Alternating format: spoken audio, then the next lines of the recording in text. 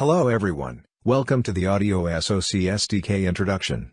Today, I would like to introduce you to the Audio SoC SDK, for the next generation Bluetooth audio SoC platform of Realtek. Today's presentation covers the following topics: debug, including trace, debug monitor, console, power, including DVFS, power manager, charger, standard algorithms, including SHA-256, AES, and memory, flash, FTL, SRAM. This report is mainly some introductory content, and some technical details you can understand in detail through the documentation inside the SDK. Utility Overview. Here are the four peripherals that we are going over today on the left, and their corresponding header files are shown on the right. As you can see, it is quite easy to find the right AP. Utility Introduction, Debug. The first one I'll introduce is debugging. Here we have a trace. Using trace, you can create logs that will show up in the Debug Analyzer tool.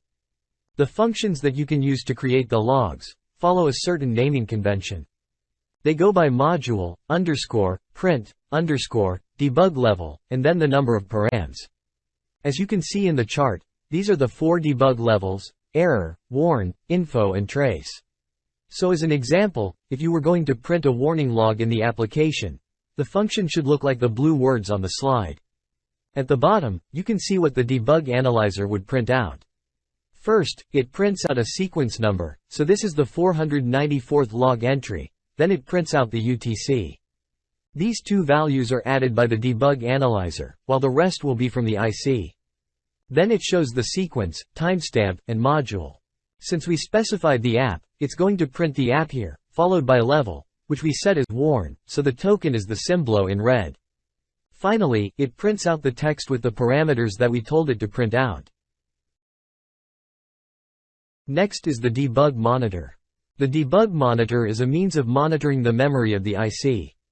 In the example below, we have a watch point set at a specific address, in this case, at address hexadecimal 00200000. The next param is to set the length to a word, and the last param will tell us to write to the terminal. So we have it set here so that when there is some kind of interrupt, like a hard fault due to unexpected memory access, the logs will now print out information from important registers to help you figure out what caused the hard fault. Next up, is the console. Just to go over it quickly, we have some functions that will allow you to interact with the console. Utility Introduction. Algorithm. One of the algorithms we have is SHA-256. Before using it you have to allocate memory for it, then you can. In the middle here we have the functions that you can use with it. And after you're done, just remember to free the memory you used. The next algorithm is AES. This one will be faster than SHA-256, and as you can see, there are 6 modes for it. On the bottom we have a function to decrypt. It takes the data in as the first param, the data to return as the second param, and the data word length, key, IV, and mode. Of course, we also support encryption and decryption for both 128 and 256-bit keys. Utility Introduction. Power. First, let's talk about DVFS or Dynamic Voltage Frequency Scaling. We have two different performance modes, low performance mode and high performance mode. In the table below, you can see the specific values for each mode. So, for example, if you want to increase the CPU frequency limit from 40 MHz to 80 MHz, then you're going to need to use the function PM_CPU_freq_set. When the USB or SDIO is running, you cannot change modes using this API. Also, when the DVFS is changing, DMA, RF, DSP will be temporarily suspended. Next up is the Power Manager. Here we have two functions, BT_power_mode_set and power_mode_set. For BTMAC, we have two power modes, deep sleep and active, and for the platform, we have 7 power modes, power off, power down, DLPS, LPS, active, and power_mode_max. For the platform, you need to set a callback to check if you can enter low power mode.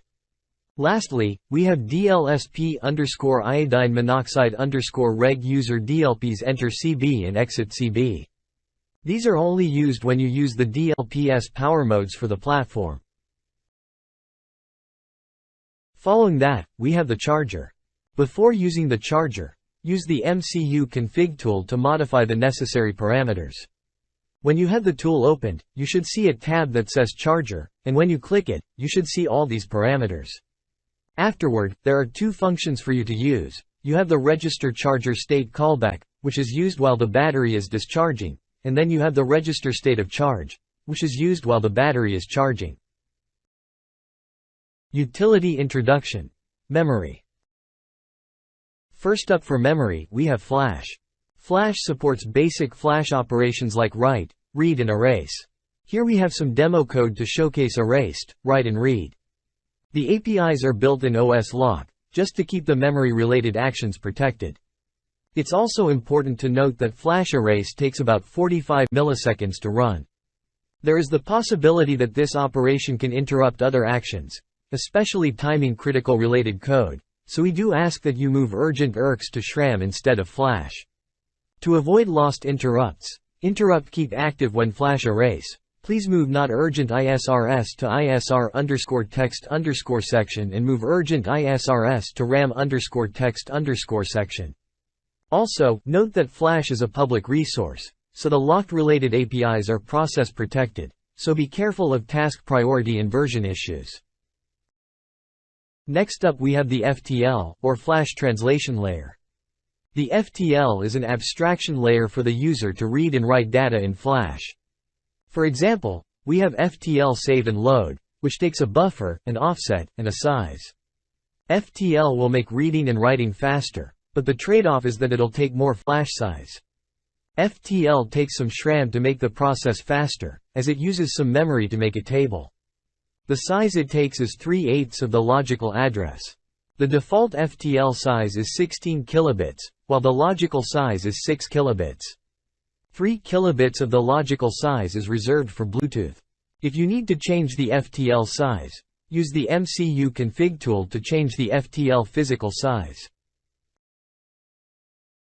Then we have SRAM. SRAM is used for 3 different things. It's used in the code section to make it run faster, used for the global section for things stored globally, and it's used for the heap for mallocs. There are 3 macros related to each one in the mem_config, h app_ram_text_size, app_global_size and heap_common_on_size. For the first 2, you can refer to the map file to check how much each section is using, and then adjust if you need to. We recommend for the heap, that once you have determined how much you want to give to the first 2, you give the rest for the heap. Here we have the section. So for example, if you want to move a function to the SRAM, then you add the RAM_text_section in front of it. This way, during compilation, it'll move the function to SRAM.